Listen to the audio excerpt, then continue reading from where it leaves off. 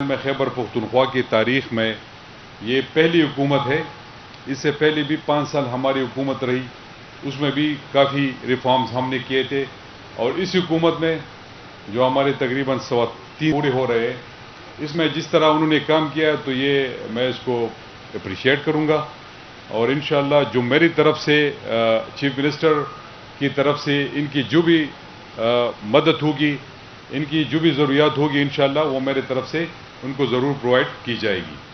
تو شہرام خان نے بڑی ڈیٹیل بات کی، ایک ریفارمز پہ انہوں نے بات کی، اسکول لیڈرز کے حوالے سے انہوں نے بات کی، انہوں نے سیکنڈ شفٹ کے حوالے سے بات کی، انہوں نے ڈیجیٹائزیشن کے حوالے سے بات کی، ای ٹرانسفر پوسٹنگ پالیسی کے حوالے سے بات کی. اور جو آج کا مین پروجیکٹ ہے، جو ان کا مین آج جس مقصد کے لیے ہم یہاں پر اکٹھے ہوئے ہیں، وہ جس طرح وہ ٹاٹ سے ٹاٹ تک کا سفر ہے جو انہوں نے یہاں پر مینشن کیا ہوا ہے. اپنے بچوں کو جو ہمارے مستقبل کے ہے، ان کا اس ملک کا مستقبل ان سے وابستہ ہے، ان بچوں سے. تو ان کے لیے سہولیات پرووائڈ کرنا یہ حکومت وقت کی ذمہ داری ہوتی ہے. یہ میں نہیں کہوں گا کہ ان کے ساتھ ہم کوئی اچھائی کر رہے ہیں، لیکن یہ ان کا ہم پہ حق ہے. لیکن بدقسمتی سے پہلی حکومت، جتنی بھی حکومتیں آئی، یہ وہ نہیں کر سکی جو یہ حکومت اپنے بچوں کے لیے کر رہی ہے، اپنے مستقبل کے بچوں کے لیے کر رہے ہیں. تو یہ میں ان کو داد دیتا ہوں کہ الحمدللہ یہ 2 سٹیپس میں، 2 فیزز میں یہ سارے اسکولز کو تقریباً 26 لاکھ بچوں کو یہ ٹارگٹ کر رہے ہیں. اور یہ 6 ارب روپے کا پروجیکٹ ہے. یہ اپنے سارے اسکولوں کو، میرے خیال میں شہرام خان نے آپ کو بتا دیا کہ سارے اسکولوں میں یہ فرنیچر پرووائڈ ہو جائے گی. تو یہ ایک بہت بڑی اچیومنٹ ہے. اگر آپ اس کو دیکھ لیں، 6 ارب روپے اسپیئر کرنا، پھر اپنے بچوں پہ لگانا، اور پھر جو ان کے لیے سب سے بڑا چیلنج ہوگا کہ وقت پر یہ فرنیچر پرووائڈ کرے. یہ ان کے لیے بہت بڑا چیلنج ہے. ہمارے پارٹ سے تو ہو گئے، ہم نے فنڈز پرووائڈ کر دیے، لیکن یہ اب ایجوکیشن ڈپارٹمنٹ کے لیے، شہرام خان کے لیے، ان کی ٹیم کے لیے، سیکرٹری یحییٰ کے لیے، ان سب کے لیے یہ چیلنج ہوگا کہ وہ بر وقت یہ فرنیچر پرووائڈ کر سکے.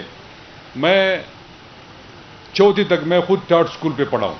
مجھے پتہ ہے کہ آپ جب ٹاٹ پہ بیٹھے ہوتے ہیں ان کی کیا ہے، اور جب آپ کو فرنیچر پہ بیٹھ جاتے ہیں تو اس میں بڑا ڈفرینٹ ہوتا ہے. بالکل یہ جو انہوں نے ویڈیو دکھائی، یہ بہترین ویڈیو تھی. اس میں جو بچے جس طرح خوش ہو رہے تھے، بچے ہوتے پول ہوتے ہیں، وہ انہوں نے جس طرح انجوائے کیا ویڈیو میں. تو میں یہ سمجھتا ہوں کہ انشاءاللہ جب ان کو یہ فرنیچر مل جائے گی تو اور بھی انجوائے کریں گے، اور بھی صحیح طریقے سے پڑھائی کر سکیں گے. اس کے علاوہ خیبر پختونخوا کی حکومت جو میری سوچ ہے، میں نے پہلے دن ان سے کہا تھا کہ آپ سیکنڈ شفٹ پہ چلے جائیں، کیونکہ مجھے احساس ہے ہم سارے یہاں پر جتنے بھی منسٹرز بیٹھے ہوئے، جتنے بھی ایم پی ایز میرے دوست یہاں پر بیٹھے ہوئے، اور جہاں پر یہ ایجوکیشن ڈپارٹمنٹ کے لوگ ہیں، سب کو پتہ ہے کہ ایک اسکول تقریباً 3 یا 4 سالوں میں بنتا ہے. پھر اس کے لیے SNEs کا مسئلہ ہوتا ہے، اس کے لیے پھر اسٹاف کو ہائر کرنا، وہ بھی ایک بہت بڑا گورنمنٹ کا ایک پروسیس طریقہ کار ہوتا ہے، جس سے گزر کے پھر وہ اس کی سلیکشن ہو جاتی ہے. ایک بہت بڑا لمبا پروسیس ہے. تو اس کو شارٹ بنانے کے لیے میں نے ایجوکیشن ڈپارٹمنٹ سے کہا تھا کہ آپ سیکنڈ شفٹ پہ کام کر لیں، کیونکہ آلریڈی آپ کے پاس بلڈنگز موجود ہیں.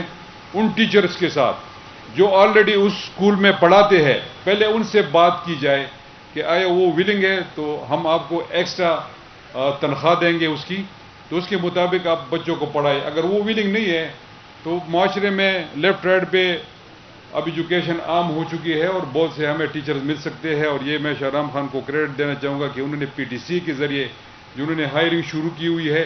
اور پھر خاص کر ہارڈ ایریا میں پہلی حکومت میں جو ہماری تھی، اس میں بھی بات رہا کہ آپ ان کی زوننگ کریں. یہ نہیں ہے پشاور میں ایک اس کو زون بنا دے، کیونکہ یہ سٹی ہے، اس میں آپ کو زیادہ ایجوکیٹڈ لوگ مل سکتے ہیں.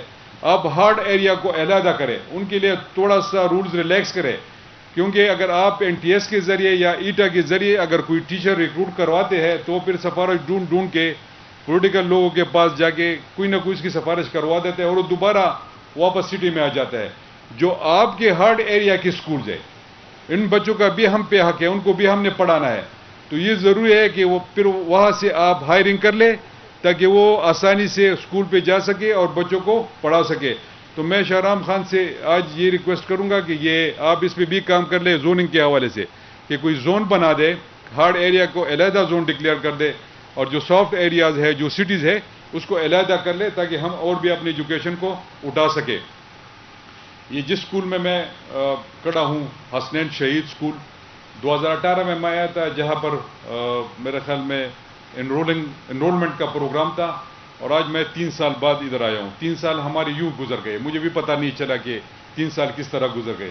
تو ہم نے اور بھی محنت کرنی ہے اس 2 سالوں میں جو ہمارے پاس ہے, تاکہ سارے ڈپارٹمنٹ, جتنے بھی ہمارے ڈپارٹمنٹس ہیں, ان کو ہم اٹھا سکے. یہ ہمارا کام ہے اور ہم آئے اس لیے.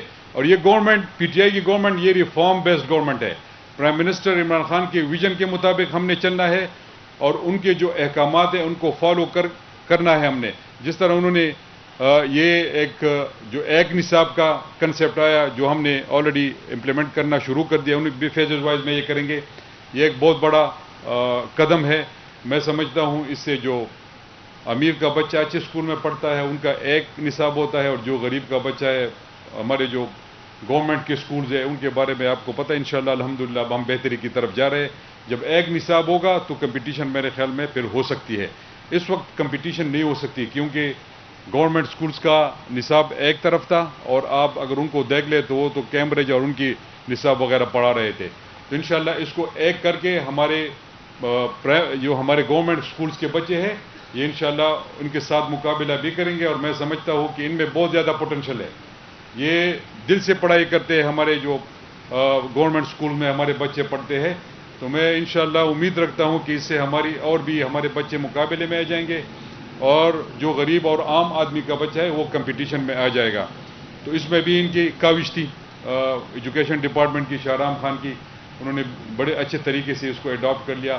اس کے علاوہ انہوں نے اسکول لیڈرز کا ایک پروگرام ہے تاکہ ہم اور بھی اپنے اس چیز کو, پڑھائی کو بہتر کر سکیں.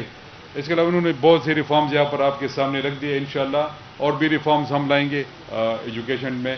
اور ہمارے اور بھی ٹیچرز بھرتی ہو رہے, جو این ٹی ایس وغیرہ پہ تھے اس پہ آبجیکشن آئی, تو اب ہم ایٹا کی طرف جائیں گے اور ایٹا کے ذریعے نئے ٹیچرز کو ریکروٹ کروائیں گے. ان سے اور بھی ہمیں اچھے سٹاف مل جائیں گے, اور ہمارے ٹیچرز کی جو صورتحال ہے, جو پڑھائی کے حالات ہیں, انشاءاللہ اور بھی بہتر ہو جائے گا, اور لوگوں کو روزگار بھی اس کے ساتھ ملنا شروع ہو جائیں گے. تو آخر میں زیادہ ٹائم آپ کا نہیں لیتا, لیکن یہاں پر میں بچوں سے ملا تو ان کی طرف سے کچھ ڈیمانڈز آئی اسکول کے حوالے سے.